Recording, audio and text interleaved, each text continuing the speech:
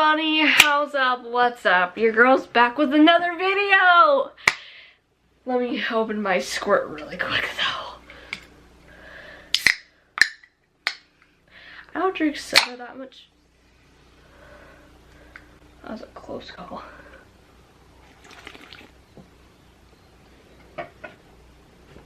As I was saying, I don't drink soda as much, but since the pollen wants to kill me, not like physically kill me guys, but like, you know, wants to not wanna, what's the word, agree with my body, I am going to clear my senses up with a soda, you know? So today's video, I'm gonna be telling you guys a story, and it's a scary story.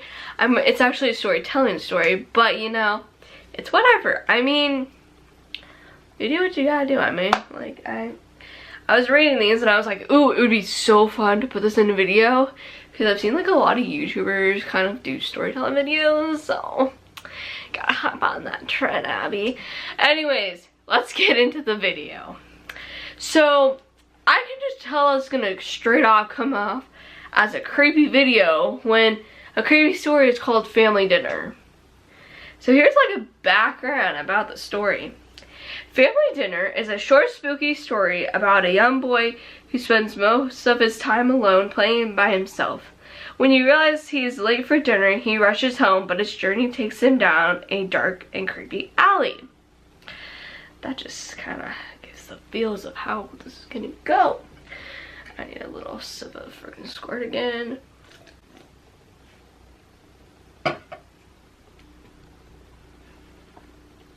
Let's just pretend that did not happen. Whew. Little Lucas was only 7 years old, but he had a very active imagination. He was a skinny child with a pale skin and dark circles under his eyes. Having no other boys his age to play with, he spent He spent most of his time alone. It was dark, and Lucas was playing alone by the canal. I don't know. It was a place he loved to go, but there was no one there to disturb him. He imagined he was a knight in shining armor, saving damsels in a distress from being eaten by an evil dragon. The stick in his hand was a huge sword, and he cut the dragon in two before it could sink into his teeth. Into stream, girl? That just kind of seems bad, doesn't it? Okay. Coming back to reality, Lucas realized he had lingered too long by the canal, and he was late for dinner. That's bad, Lucas. What are you doing, bud? He cringed as he imagined his mother scolding him. Picking up his pace, he hurried home. Like many children his age, Lucas never wanted to admit he was scared of everything. However, in the darkness, the road home looked strange and unfamiliar. He lived near a cemetery. Can't even speak. Abby, come on, get your damn stuff together. But oh my gosh, but that was not what scared him. That did not work right. Ever since he was a baby, his parents has taught him that he had nothing to fear from the dead. Are they dead then? Oops, sorry, did not mean to say that. To reach home, he had to walk down a long, deserted alley that was bordered on both sides by abandoned buildings and disused factories. Now, that setting just makes me look up like The Walking Dead when they're like going down in the houses because everything got destroyed. Everything's boarded up so like zombies can't get in.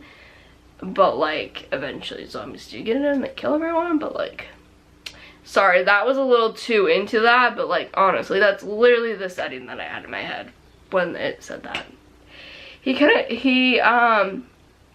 As he walked down, As he walked past the dirty and broken windows, he imagined his eyes staring at him from the darkness and grotesque beasts lying in wait behind every corner.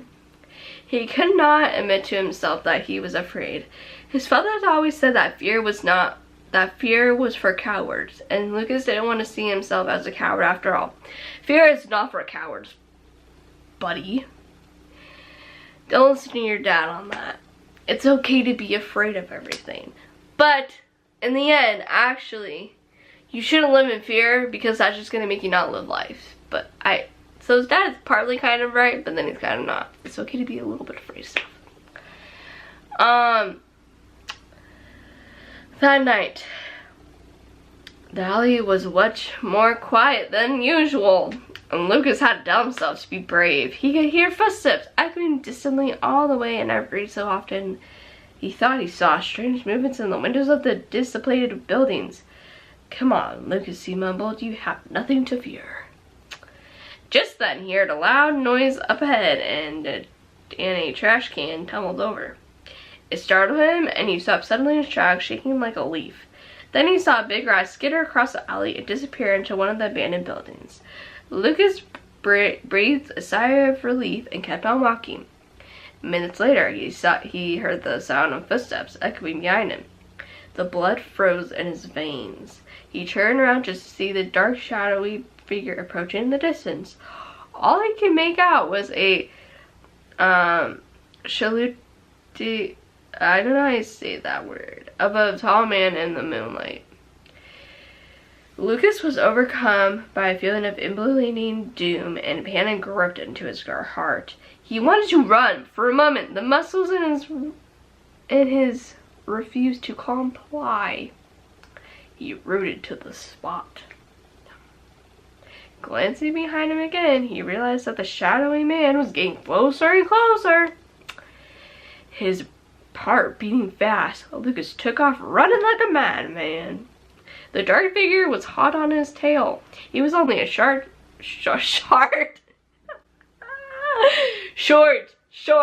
distance from his home, but he was being pursued. The frightened boy ran as fast as he desperately trying to reach the safety of his house. He could hear the footsteps behind him getting nearer and nearer. All of a sudden, he felt a heavy hand on his shoulder. He spun around, eyes with a terror, and came face to face with the tall man. "Lucas, where have you been?" he said. It was the voice of his father. A wave of relief washed over the little boy, and his knees stopped shaking. He was safe at least. "Your mother's been worried sick," his father sighed, shaking his head. "I forgot what time it was," mumbled Lucas. His father took him by the hand and led him home. When they walked in the kitchen, his mother got up from the table. She had a frown on her face. "What time do you call this?" she scowled. "You're late for dinner, young man." "Sorry, Mom," Lucas replied, hanging his head. "It won't happen again." "Well, what are you waiting for?" she said. "Set the table while your father gets dinner ready." Lucas ran over to the kitchen drawer, took out the knives and forks, placed them on the table. His father went down to the basement, and when he returned, he was carrying a young girl. Her hands were tied behind her back, and there was a gag over her mouth. Her eyes were wide with terror. His father carried the girl over to the dinner table. Oh, no. His father carried the girl over to the kitchen table and placed her in the center on a silver platter. "Dinner is served," he announced. Together, the family of gulls devoured the young girl, tearing into her flesh, munching on her organs, and gobbling her intestines until there was nothing left but a pile of bloody bones. That's disturbing. What the fudge? Like, they're cannibals, right?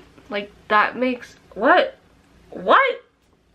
Then who was that tall, shadowy figure? Was that her dad? His whatever. Dad? What? I need another sip of freaking squirt so I can regenerate my thoughts.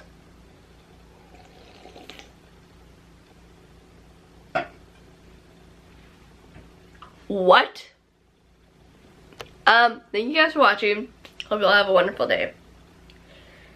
I don't know what that freaking story was. That was kind of weird. Anyways, let's get into the next segment of saying goodbye. Goodbye. Okay, bye.